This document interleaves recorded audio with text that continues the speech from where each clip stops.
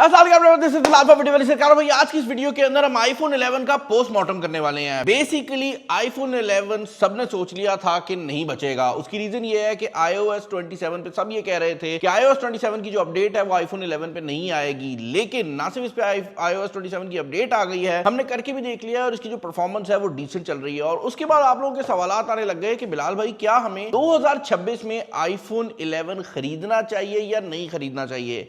अब आईफोन 11 को खरीदने वाले दो लोग हैं। एक वो बंदा है जिसने जो पहले आईफोन यूजर था, उसके पास या तो इससे भी कोई पुराना मॉडल था या फिर उसके पास इससे कोई बेहतर मॉडल था, बट वो ये सोच रहा है कि भाई मेरे पास पैसे नहीं है, स्क्रीन टूट गई, कोई भी मसला बन गया, और वो ये सोच रहा है कि अगर मैं आईफोन 11 ले लेता हूं तो क्या मेरा गुजारा हो जाएगा। और दूसरा वो बंदा है जिसको फर्क नहीं पड़ता कि आईफोन है या एंड्रॉइड है। ये वो बंदा है जो कहता है भाई मेरे पास बजट है 70-80 हजार रुपए का, अगर मैं आईफोन ले लूं तो कौन सा आईफोन आएगा और क्या वो आईफोन मेरा गुजारा करवा देगा। तो उन दोनों क्वेश्चंस को हम आज की इस वीडियो के अंदर आंसर करने वाले हैं। But before we start this video, मैं ये बात क्लियर कर दूं कि 3 मिलियन फॉलोअर्स के ऊपर हम एक बहुत बड़ा गिव अवे करने वाले हैं, और जिन लोगों ने 3 मिलियन होने से पहले सब्सक्राइब किया होगा वही इस गिव अवे का पार्ट बन सकेंगे। तो गिव अवे ऑलरेडी एक्टिव हो चुका है, आप लोगों ने करना कुछ नहीं है। अगर सब्सक्राइब नहीं किया हुआ तो कर लें और नीचे कॉमेंट्स में बता दें कि when was the first time कि आपने हमारे चैनल को देखा था। That is pretty much it. अब वीडियो को शुरू करते हैं, और वीडियो को शुरू करने से पहले मैं ये बात बता दूं कि मैं अपनी डेली लाइफ में एंड्रॉइड और आईफोन दोनों को यूज करता हूं। तो मैं वो बंदा हूं जिसको जनरली दोनों मोबाइल फोन्स की रिक्वायरमेंट रहती है। मतलब मैं एक फोन छोड़ नहीं सकता। अगर आप मुझे कहेंगे कि मैं अपना आईफोन यूज ना करूं तो कुछ चीजें आईफोन पे ही मैं करता हूं और कुछ चीजें मैं करता ही एंड्रॉइड पे हूं। तो बताना जरूरी इसलिए है ताकि आपको पता लग जाए कि मैं किस पर्सपेक्टिव से बात कर रहा हूं। अच्छा, मेरे सामने ये जो आईफोन मौजूद है ये आईफोन 11 JV है, और अगर आप पाकिस्तानी मार्केट की बात करते हैं तो आईफोन 11 JV जो है ये आपको 45 से 50 हजार की रेंज में देखने को मिल जाता है। इससे कम भी मिल जाएगा अगर कंडीशन बुरी होगी। और अगर आप इसको PTA अप्रूव्ड खरीदते हैं तो ये 65 से लेकर 70 की रेंज में आता है। और अगर आप इसमें बेस वेरिएंट से ऊपर चले जाते हैं तो 128 GB जो है वो 80,000 की रेंज में आ रहा है। ये याद रखना जरूरी इसलिए है क्योंकि इन्हीं नंबर्स के ऊपर हम इस फोन को कंपेयर भी कर रहे होंगे। अब 80,000 रुपए का अगर आपको यूज फोन खरीद रहे हैं एंड्रॉइड में, तो जनरली वो फोन नया जब आप लेते हैं तो वो फोन तकरीबन 1,20,000 वाला फोन होता है। तो हम उसी चीज को समझ के चलेंगे। अच्छा, सबसे पहली चीज तो है इस मोबाइल फोन का design. And to be very honest on this one, Apple ने कभी भी लो क्वालिटी प्रोडक्ट नहीं बनाया। उसकी रीजन ये है कि एप्पल महंगे फोन बनाता है। यही वजह है कि इवन दो ये मोबाइल फोन काफी ज्यादा पुराना हो चुका है, आज भी अगर आप इस मोबाइल फोन को अपनी जेब से निकालकर टेबल पे रखते हैं तो दिस लुक्स नाइस। ऐसा नहीं है कि कोई ये कह सकता है कि mobile phone low quality feel होता है। इसमें वो जो एक फ्लैगशिप वाली वाइब है वो एटलीस्ट इसके लोगो की और इसकी बैक की जरूर आती है। बैक पर आपको ड्यूल कैमरा सेटअप देखने को मिल जाता है। एप्पल की अब जो एजेस हैं वो इतनी मजेदार नहीं रही, पहले ऐसे हुआ करती थी, और मुझे यही जो एजेस हैं ये ज्यादा ग्रिप में अच्छी लगती हैं। तो ओवरऑल जो बॉडी का डिजाइन है वो मुझे काफी ज्यादा खूबसूरत लगता है। साइड पर आपको सिम स्लॉट देखने को मिल जाती है जिसके ऊपर हम आएंगे बाय द वे। इस साइड पर आपका स्लाइडर है, तो वो जो बटन आ रहा है नए वाले फोनों के अंदर वो नहीं है। यहाँ पर आपके पास ये जो आपका अलर्ट स्लाइडर है वो अभी तक मौजूद है। नीचे वाली साइड पर आपकी लाइटनिंग की पोर्ट है जो कि अब मेरे ख्याल से पुरानी हो गई है, क्योंकि एंड्रॉइड फोन सस्ते से सस्ता भी टाइप सी पे चला गया है और एप्पल भी टाइप सी पे चला गया है। तो अब मुश्किल हो जाता है कि आप दोस्त को बोले भाई तेरे पास वो लाइटनिंग वाली वायर है, तो वो यही कहेगा भाई नहीं मेरे पास तो टाइप सी है। तो ये जो एक चीज है ये जरूर आपने कंसिडर करनी है। आपके स्पीकर ग्रिल और आपका जो माइक है वो यहाँ पर मौजूद है। अच्छा, बैक साइड से जैसे मैं बताया कि फोन दिखने में काफी खूबसूरत लगता है। फ्रंट साइड की अगर आप बात करते हैं तो this is where the edge start showing. IPhone 11 सादा ये वाला जो वेरिएंट इस टाइम मेरे पास मौजूद है, जब ये लॉन्च हुआ था ना, इसका स्क्रीन तब भी बुरा कंसिडर होता था। मतलब तब भी ये नहीं कोई इसको कहता था कि भाई ये फ्लैगशिप में अच्छा फोन है। मतलब इसके प्राइस रेंज में इससे बहुत बेहतर स्क्रीन आते थे।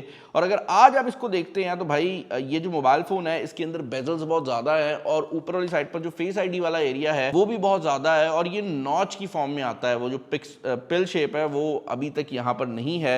60 हर्ट्ज का डिस्प्ले और एक IPS LCD डिस्प्ले है, जिसका आसान अल्फाज में अगर मैं मतलब बताऊं तो ये है कि अगर आप इस रेंज में एंड्रॉइड का कोई फोन नया भी खरीद लेते हैं ना तो इससे बेहतर डिस्प्ले आएगा। मतलब एंड्रॉइड वाली साइड पर ब्रांड न्यू फोन भी आपको 70-80 हजार रुपए की रेंज में PTA अप्रूव्ड होकर इससे बेहतर डिस्प्ले ही प्रोवाइड करेगा। वहां पर आपको हाई रिफ्रेश रेट भी मिल जाएगा और डिस्प्ले की जो ओवरऑल क्वालिटी है वो भी बेहतर मिल जाएगी। तो अगर आप एक ऐसा बंदा है जिसके लिए डिस्प्ले प्रायोरिटी है, वो कहता है भाई मुझे अच्छा डिस्प्ले चाहिए, तो इस रेंज में ना सिर्फ आपको अच्छा डिस्प्ले मिल जाएगा बल्कि एंड्रॉइड फोन्स के अंदर इन डिस्प्ले फिंगरप्रिंट स्कैनर भी इस रेंज में बहुत ज्यादा कॉमन है। तो वो चीज भी जो है वो आ जाएगी। बट यहाँ पर फेस आईडी काफी अच्छी है तो उसको मैं क्रिटिसाइज नहीं करूंगा। इसके बाद डिस्प्ले के नीचे चलते हैं, यानी कि मोबाइल फोन के इंटरनल्स को डिस्कस कर लेते हैं। और ये वो एरिया है जहां पर एप्पल कहता है कि सिर्फ मैंने अकेले ने खेलना है। उसकी वजह यह है कि आपको ये बात समझनी पड़ेगी कि ये जो मोबाइल फ़ोन है ये एप्पल की तरफ से ख़त्म हो चुका है। मतलब कहने का ये है कि ये iOS 27 के बाद दोबारा कभी अपडेट नहीं होगा, तो एप्पल ने इसकी जान छोड़ दी है। अभी भी अगर आप इस मोबाइल फ़ोन की परफॉर्मेंस को कंपेयर करते हैं तो कोई एंड्रॉयड फ़ोन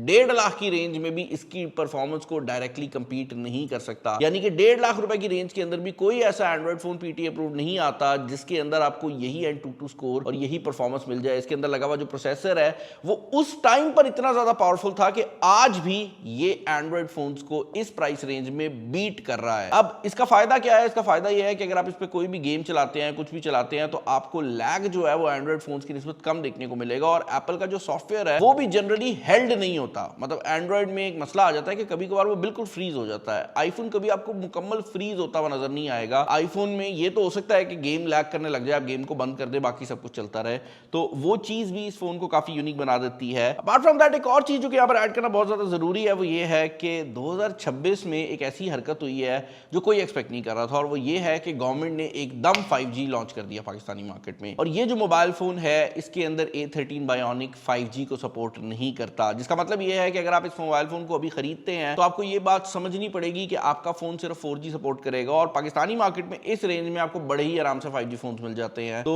5G की जो टेक्नोलॉजी है और इंटरनेट की जो स्पीड है अगर आपके लिए वो मैटर करती है और आप कोई ऐसा काम करते हैं जिसमें आपने इंटरनेट बहुत ज्यादा यूज करना है और आपने हर टाइम अपलोड या डाउनलोड करनी है और फाइलें भारी हैं, तो ये जो मोबाइल फोन है ये 4G से ऊपर नहीं जाने वाला। और 5G अगर आपने यूज करना है तो ये फोन उसको सपोर्ट नहीं करता। एक और एरिया जहां पर ये मोबाइल फोन मुझे बहुत ज्यादा कंसर्निंग लगा है वो है इस मोबाइल फोन की स्टोरेज। 80,000 रुपए की, 70,000 की, 60,000 की रेंज में भी पाकिस्तानी मार्केट में कोई फोन नहीं है जो 128 GB आता हो। मतलब जनरली 256 ही आते हैं। कुछ फोन्स हैं जो 128 देते हैं, बट ये मोबाइल फोन इस रेंज में आपको 64 GB स्टोरेज दे रहा है। और जब ये फोन लॉन्च हुआ था तब लोगों ने कहा था कि इतना बड़ा प्रॉब्लम नहीं रहेगा क्योंकि आप iCloud पे चीजें अपलोड कर लोगे, बट रियलिटी ये है कि व्हाट्सएप और इस तरह की जो एप्लीकेशंस हैं ये आपके फोन पे डेटा स्टोर करती हैं, और उसकी वजह से अक्सर लोगों को जो सबसे बड़ा मसला इस फोन से आता है वो इसकी स्टोरेज का रहता है, जहां पर इसकी जो 64 GB स्टोरेज है वो यूं फुल होती है और iOS 27 खुद 15 GB खा जाती है उसमें से।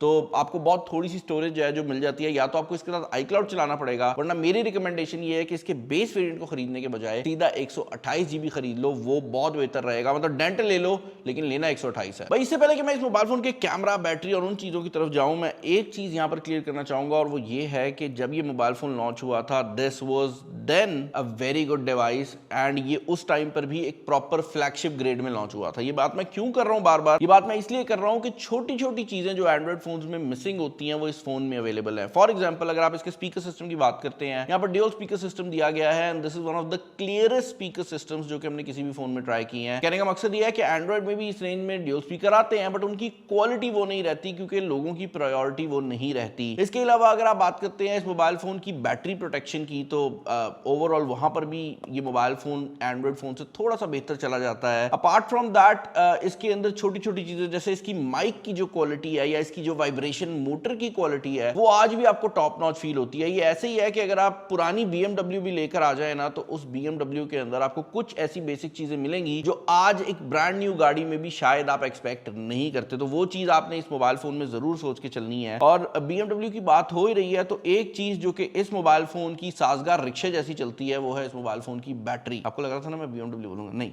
इस मोबाइल फोन की जो बैटरी लाइफ है वो बहुत ज्यादा बुरी है, और उसकी दो बड़ी वजूहत है। पहली बात तो यह है कि ये मोबाइल फोन इतना ज्यादा पुराना है कि आप इस मोबाइल फोन को अगर दुकान से खरीदने जाते हैं और इसकी बैटरी आपको 90% शो होती है, तो मैं कंफर्म कर सकता हूं कि बैटरी रिप्लेस हुई है या बैटरी को 2 नंबर तरीके से बूस्ट किया गया है, क्योंकि हो ही नहीं सकता कि इस मोबाइल फोन की जो बैटरी है वो इतना टाइम, आप मतलब ब्रांड न्यू डब्बा भी रख देते ना तो तब भी मोबाइल फोन की बैटरी 90 पे नहीं हो सकती। कहने का मकसद ये है कि इस मोबाइल फोन में सबसे बड़ा इशू जो है वो आपको बैटरी लाइफ का आएगा, और मैं रिकमेंड यही करूंगा कि आपने अगर ये फोन खरीदना है तो ऐसा फोन खरीदें जिसकी बैटरी खत्म है। मैं बताता हूं मैं ये बात क्यों कर रहा हूं। उसकी रीजन ये है कि फिर आपको पता होगा कि आपने एक सस्ता फोन खरीदा है, आप जाकर उसमें एक ब्रांड न्यू बैटरी लगवाएंगे, बेशक वो चाइना की हो, और उसको आप वाटर सील करवाएंगे, उससे फायदा ये हो जाएगा कि आपकी बैटरी लाइफ बेहतर आएगी बनिस्बत इसके कि आप कोई 2 नंबर तरीके से बूस्टेड फोन खरीदें और बाद में आपको जो है वो तंगी आती रह जाए। एक और चीज जो कि यहाँ पर ऐड करना बहुत ज्यादा जरूरी है वो ये है कि लोग अक्सर ये कंप्लेन भी करते हैं कि भाई हमने तो अब नई बैटरी लगा दी है। जब आईफोन 11 शुरू में आया था वो बहुत अच्छी बैटरी देता था, बट अब मैंने नई बैटरी लगाई है तब भी वो बैटरी बैकअप नहीं आ रहा। तो भाई उसके पीछे रीजन ये है कि इसके अंदर जो इंजन यानी जो प्रोसेसर लगा हुआ था जब ये फोन लॉन्च हुआ था वो कभी मुकम्मल यूज ही नहीं होता था। आप समझें कि वो 2000 के आरपीएम पे चलता था, लेकिन अब क्योंकि सॉफ्टवेयर जो इसके ऊपर चल रही है वो भारी हो गई है तो ये फोन सपोर्ट तो करता है, बट अब ये 5000 के आरपीएम पे हर टाइम चल रहा है ताकि उस सॉफ्टवेयर को ये सपोर्ट कर सके, जिसकी वजह से ये हर टाइम ज्यादा बैटरी ले रहा है। जिसका मतलब ये है कि अगर आप इसमें बड़ी बैटरी लगा भी देते हैं, बड़ी तो नहीं नई बैटरी लगा भी देते हैं, आप मुश्किल से 1 दिन का बैटरी बैकअप इस फोन से एक्सपेक्ट कर सकते हैं। और हो सकता है कि अगर आप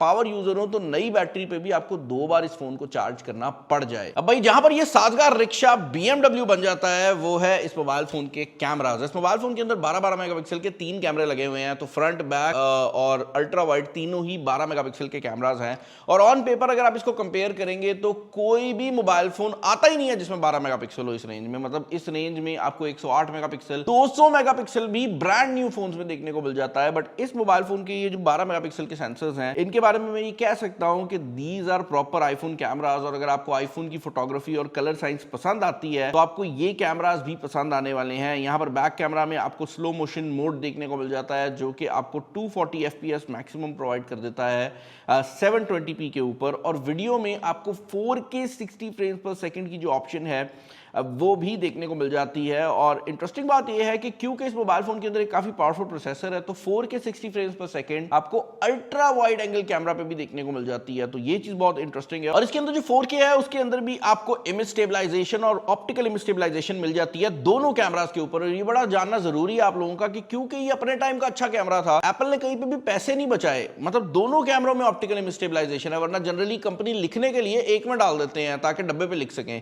लेकिन यहां पर क्योंकि ये हाई एंड फोन बना रहे थे और उनको अपने यूजर का पता था तो वहां पर भी एप्पल ने ज्यादा प्रॉब्लम नहीं की। और इसका जो माइक है उसकी क्वालिटी भी बहुत सॉलिड है, जिसका मतलब ये है कि अगर आप वीडियो रिकॉर्डिंग करते हैं, टिकटॉक बनानी है या कोई भी काम करना है तो जिस प्राइस रेंज में ये मोबाइल फोन आ रहा है, मतलब 45-50 में आपको जेबी मिल जाता है, इससे बेहतर कैमरा आपको इस रेंज में देखने को नहीं मिल सकता। Like this is the best camera phone अगर आपने वीडियो रिकॉर्ड करनी है। हाउएवर अगर आप वो बंदा है जो तस्वीरें खींचता है तो स्टोरी बिल्कुल डिफरेंट हो जाती है। उसकी वजह यह है कि इस मोबाइल फोन के अंदर लगे हुए जो कैमराज हैं वो वीडियो में तो मजेदार दे देते हैं रिजल्ट, बट तस्वीरों में अगर लाइट अच्छी है तो आपको बहुत क्रेजी रिजल्ट आता है, बट जैसे ही आप अंधेरे वाली साइड पे जाना शुरू हो जाते हैं इसके रिजल्ट्स जो हैं वो बहुत ज़्यादा बुरे हो जाते हैं, मतलब अक्सर तो नजर भी नहीं आता। यहां पर एंड्रॉइड फोन्स बहुत बेहतर हैं, तो अगर आपने तस्वीरें खींचनी है गो फॉर एन एंड्रॉइड। अगर आपने बेसिकली वीडियो रिकॉर्डिंग के लिए फोन खरीदना है तो ये मोबाइल फोन बहुत बेहतर हो सकता है। और अगर आप इंस्टाग्राम रील या टिकटॉक बनाते हैं तब भी मैं आपको यही मोबाइल फोन जो है वो रिकमेंड करने वाला हूं। ऑल इन ऑल अगर आप इस फोन के रिलेटेड मेरे ओपिनियन जानना चाहेंगे तो मैं ये कहूंगा कि ये अभी भी बहुत ज्यादा सॉलिड फोन है। और बहुत से लोगों को शायद ये बात लग रही है कि iOS 27 के बाद अपडेट नहीं आएगी तो फोन जाया हो जाएगा। एप्पल 2 साल सिक्योरिटी अपडेट देता है, मतलब ये है कि एक तो ये साल हो गया iOS 27 का, इसके आने के बाद 2 साल बाद भी एप्पल सिक्योरिटी अपडेट करता रहेगा। मतलब नए फीचर नहीं आएंगे बट फोन चलता रहेगा, कोई सॉफ्टवेयर नहीं चलनी बंद हो जाएगी। एप्पल इसको ऑफिशियली सपोर्ट करेगा, तो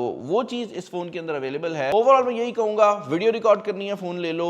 आईफोन यूजर हो डेफिनेटली खरीद सकते हो, ये यूजेबल है, कोई ऐसी चीज नहीं है कि आप ये कह दो कि भाई चलेगा ही नहीं। अगर आप एंड्रॉइड यूजर रहे हो और आपको बहुत ज्यादा चीजें इकट्ठी एक ही फोन पे करनी है, मतलब पीडीएफ एडिट करनी है और इस तरह के काम है, तो iOS मुझे थोड़ा सा लिमिटेड लगता है। But all in all this is still a very good phone for the price range. And या अगर आप 80,000 70,000 की रेंज में फोन ढूंढ रहे हैं और यूज फोन ढूंढ रहे हैं, मैं रिकमेंड करूंगा कि आप ये फोन खरीद लें और आपको मसला नहीं आएगा। स्टोरेज का जैसे मैंने आपको पहले बताया है कि इसकी जो स्टोरेज है उसमें अगर आपने ये फोन खरीदना है तो आपने 128 GB खरीदना है, क्योंकि इसकी जो iOS 27 है उसकी अपडेट में भी आपको चीजें डिलीट करनी पड़ेंगी। मतलब 64 GB इतना कम हो गया है अब कि एप्पल की अपनी अपडेट्स नहीं हो पाती कि फोन को कहते हैं कंप्यूटर से लगाओ और अपडेट करो, क्योंकि मोबाइल फोन के अंदर जगह बहुत कम है, तो जगह का मसला जो है वो यूजर्स को आएगा। बट मैं रिकमेंड यही करूंगा कि अगर आप फोन खरीद रहे हो थोड़े से पैसे एक्स्ट्रा डाल के 128 GB खरीद लो, बनिस्बत इसके कि आप इसका कोई और वर्जन खरीदो और कहो कि भाई मैं थोड़ा बेहतर बॉडी वाला फोन ले लेता हूं, बेशक वो 64 GB हो, थोड़ी बॉडी स्कफ्ड अप ले लो लेकिन 128 GB ले लो। बाकी आई होप ये वीडियो आपको पसंद आई होगी। चैनल पर नए हैं सब्सक्राइब कर लें। गिव अवे का जैसे बताया था, इस वीडियो में इतना ही। This is Bilal signing off. अल्लाह हाफिज।